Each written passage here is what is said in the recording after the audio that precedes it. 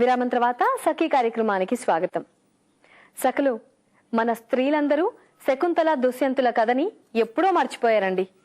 ఈ కథని మన పెద్దవాళ్ళు కూడా మన ఆడపిల్లలకి చెప్పటం మానేశాం కాబట్టి స్త్రీలు మళ్ళీ మళ్ళీ మోసపోతున్నారు.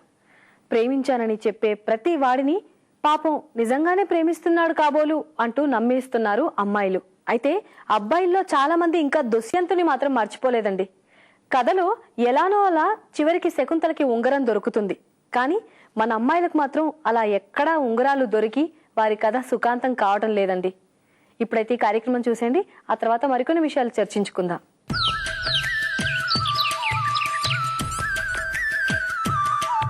నమస్కారం, ఉద్యాన శోభ కార్యక్రమానికి స్వాగతం.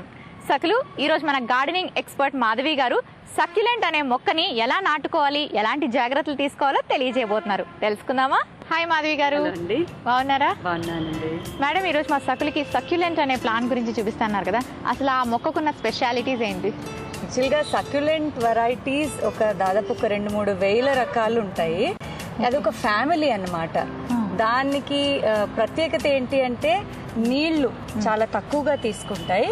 అలా ఎవాపరేట్ అవ్వదు కాబట్టి సో ఉన్న వాటర్ నే దాన్ని మాక్సిమం యూటిలైజ్ చేసుకుంటుంది. సో కొంచెం వాటర్ తోటి అదే స్టోర్ చేసుకుని అదే మళ్ళీ దాన్ని యూటిలైజ్ చేసుకుంటుంది, ఆ వాటర్ ని యూటిలైజ్. నైస్.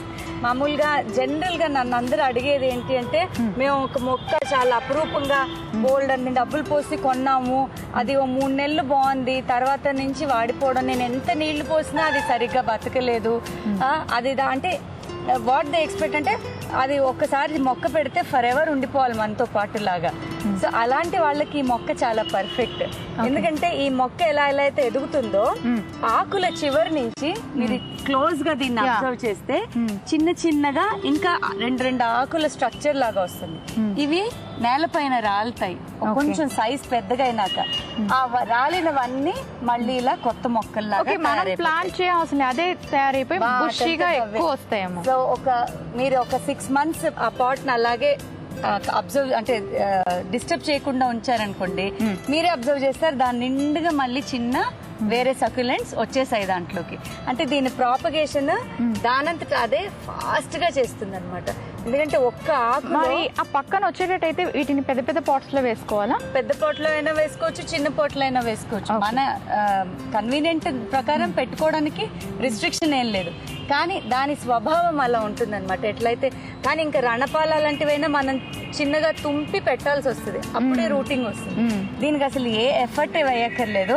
సో మామూలుగా మనం ఎలా అయితే నర్సరీలోంచి తెచ్చుకుంటామో అలా చిన్న మొక్క తీసుకుని దాని నుంచి 50 మొక్కలు క్రియేట్ అయ్యి అది పెద్దగా అయ్యే 1 year కాలంలో ఇంకా దానికి చుట్టూ ఇంకో 50 ఈజీగా ఆటోమేటిక్ గా వాటంతట అవే మల్టిప్లై అవుతాయి. ఒక 50 వచ్చేస్తాయి. సో ఇది ఈజీ, దానంతట అది ప్రాపగేట్ అవుతుంది. పెంచడంలో పెద్ద ఎఫర్ట్ అవసరం లేదు. చూడడానికి కూడా కొత్తగా గమ్మత్తుగా ఉంటాయి. మామూలుగా అన్నిటికీ ఉన్న లీఫ్ స్ట్రక్చర్ వీటికి ఉండదు. మామూలు క్రోటన్స్ మనం ఏవైతే చూస్తామో అవి ఇండోర్ వెరైటీ లాగా కాకుండా ఇది కొంచెం ఆ టైప్ ఆఫ్ క్యాక్టస్ లుక్ లాగా ఉంటుంది. అట్ ద సేమ్ టైం వాటికి క్యాక్టస్ కి లాగా ముళ్ళులు ఉండవు. చాలా మృదువైన మొక్క, చాలా soft, easy to grow, easy to maintain. పెద్ద రోజు నీళ్లు పోయాలి, ఎఫర్ట్ వేయాలన్నా కష్టం లేదు. మరి మాధవి గారు, ఈ మొక్కని మనం ఎలా ప్లాంట్ చేసుకోవాలో మా సకల్కి చూపిస్తారా? తప్పకుండా అండి. సో ఇది మనం అనుకున్నట్టుగా కొంచెం బ్రాడ్ గా పెద్దగా ఉన్న జనరల్ గా బయట వెళ్తే షాప్స్ లో విండో ప్లాంటర్స్ అంటారు. అంటే విండో ఎలా అయితే దానికి రేలింగ్ కొద్దిగా వెడల్పు కొంచెం సన్నగా ఉండి పొడవు ఎక్కువగా ఉంటుంది కదా మన విండోస్ లో రేలింగ్ చూస్తే. సో దాంట్లో పెట్టుకునేకి తగ్గట్టుగా ఉంటుంది కాబట్టి వీటిని విండో ప్లాంటర్స్ అంటారు. దాంట్లో ఈ డ్రైనేజ్ హోల్స్ ఏవైతే ఉంటాయో వీటిలోంచి రూట్స్ బయటికి రాకుండా ఫస్ట్ మనం దీన్ని కవర్ చేసుకోవాలి. సో దీనికి ఈ మెష్ అయినా వేయొచ్చు, దోమలు రాకుండా ఇంట్లో మనం ఏదైతే ప్లాస్టిక్ మెష్ వాడతామో ఆ మెష్ అయినా వేయొచ్చు, లేదంటే ఈ గ్రేవెల్ వేసుకోవచ్చు. ఈ గ్రేవెల్ వల్ల రూట్స్ కిందికి వెళ్ళవు, మనం దీనిపైన వేసే మట్టి దీన్ని బ్లాక్ చేయదు. సో ఇలా మన డ్రైనేజ్ హోల్స్ ని ఫస్ట్ మెష్ తో కానీ లేదంటే గ్రేవెల్ కంకర్ తో కానీ ఫిల్అప్ చేసుకోవాలి. పెట్టుకునేది సక్యులెంట్ కాబట్టి నేను చెప్పాను కదా, రూట్ సిస్టమ్ కొంచెం సెన్సిటివ్ గా ఉంటుంది, ఫంగల్ ఇన్ఫెక్షన్స్ వచ్చే ఛాన్సెస్ చాలా ఎక్కువ. కాబట్టి దీంట్లో మామూలుగా మనం బయట గార్డెన్ లో ఏదైతే గార్డెనింగ్ సాయిల్ అని ఏదైతే కొంటామో నర్సరీస్ లో మట్టి, దాంట్లో ఒక పాలు ఇసుక వేసుకోవాలి. ఒక భాగం ఎర్రమట్టి, ఒక భాగం ఇసుక, ఇంకో భాగం ఎరువు. మామూలుగా ఈ కంపోస్ట్ ఉంటుంది కదా, కంపోస్ట్ అంటే ఏ షాప్ లో అయినా ఆర్గానిక్వి ఇన్ఆర్గానిక్వి 2 రకాలుగా మనకు దొరుకుతాయి. సో ఆ 3 కలిపిన మిక్స్చర్ని మనం దీంట్లో పెట్టేసుకోవాలి.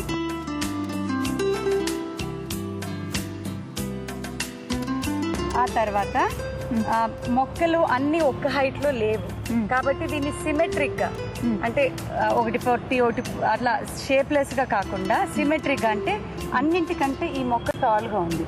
సో దీని సెంటర్ గా పొట్టివి ఏవైతే ఉన్నాయో అవి కార్నర్స్ కి వచ్చేటట్టు, మిగతాది మధ్యలో అలా ప్లేసింగ్ చేసుకుంటే ఏదైనా అంటే మొక్క జాతి సేమే, కాకపోతే ఆ సైజుని బట్టి దానికి ఒక్కొక్కసారి లుక్ మారిపోతుంది.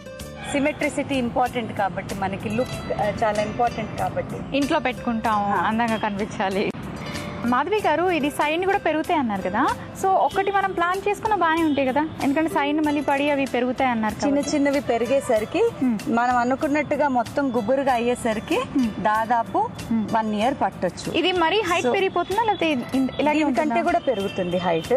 మనం ట్రిమ్ చేసుకోవాలి మధ్యలో, ఎందుకంటే మరీ ఎక్కువ టాల్ అయితే కూడా ఇలాంటి కంటైనర్ లో పెట్టలేం మనం, వాలిపోతూ మళ్ళీ దానికి సపోర్ట్ గా ఉండేలాగా డెప్త్ ఉన్నది పెట్టాలి. సో ఇప్పుడు ఒకటే మొక్క నాటుకోవచ్చు, కానీ మనకు బోసిగా అనిపిస్తుంది. సో 2-3 పెట్టి, సో 2-3 ఒక సిమెట్రిక్ షేప్ లో ఈ తర్వాత ఈ హైటా ఈ 2 సేమ్ హైట్ ఉన్నాయి కాబట్టి ఈ మొక్కలు 2 పెట్టు. దీనిది ఇలా సన్నగా డెలికేట్ గా ఉంటుంది, అంతా ఫైబ్రస్ రూట్స్ ఎక్కువగా ఉంటాయి.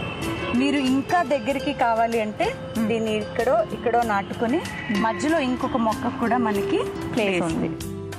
సో కావాలంటే ఈ రెండిటికి మధ్యలో ఇంకొక మొక్కను కూడా మనం ప్లేస్ చేసుకోవచ్చు.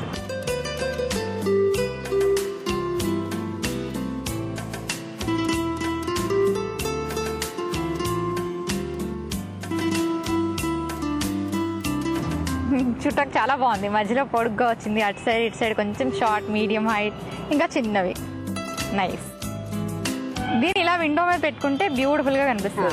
ఒకవేళ దీన్ని ఇలాగే మెయింటైన్ చేసుకోవాలి, ఇంకా గజిబిజిగా అయిపోకుండా నాకు చిన్న మొక్కలు వద్దు అంటే అప్పుడు మన మామూలుగా బయట డెకరేటివ్ పెబుల్స్ దొరుకుతాయి కదా, వాటితో కూడా వీటిని డెకరేట్ చేయాలి. ఇవి ఏం చేస్తాయంటే పైనుంచి పడ్డ ఆకుల్ని మట్టి పైన పడకుండా మరి ఇంకా పెరగకుండా స్టాప్ చేస్తాయి. సో ఇలా మీరు దాన్ని రీప్రొడక్షన్ ఆపాలి అంటే వీటిని పెబుల్స్ కానీ కంకర కానీ సన్నది ఏదన్నా వేసేస్తే పైనుంచి ఈ ఆకుల నుంచి రాలిపడ్డ చిన్న కొత్త మొక్కలు మట్టితో కాంటాక్ట్ అవ్వకుండా అవి అలా ఎండిపోతాయి, కొత్త మొక్కలు పుట్టవు. లేదా నాకు ఒకవైపు ఫ్రెష్ గా చిన్న మొక్కలు కావాలి, ఒకవైపు వద్దు అని అనుకుంటే కూడా మీరు ఒకవైపు పెబుల్స్ వేసుకోవచ్చు, ఇంకొక వైపు ఆకులు పడి చిన్న మళ్ళీ మొక్కలు. అప్పుడు ఇటంతా బుషిగా వస్తుంది, ఇటువైపు ఏమి ఉండవు, ప్లేన్ గా ఉంటుంది. Wow, nice. మనకి ఐడియా కూడా బాగుంది. మాధవి గారు, ఈ సక్యులెంట్ మొక్కని ఎలా పెంచుకోవాలి, ఎంత వాటర్ ఇవ్వాలి, ఎంత లైట్ ఉండాలి దీనికి అని చాలా వివరంగా మా సకులకి ఎక్స్ప్లెయిన్ చేశారు. Thank you so much. మీరు కూడా ఆసక్తిగా విన్నందుకు థ్యాంక్ యూ అండి.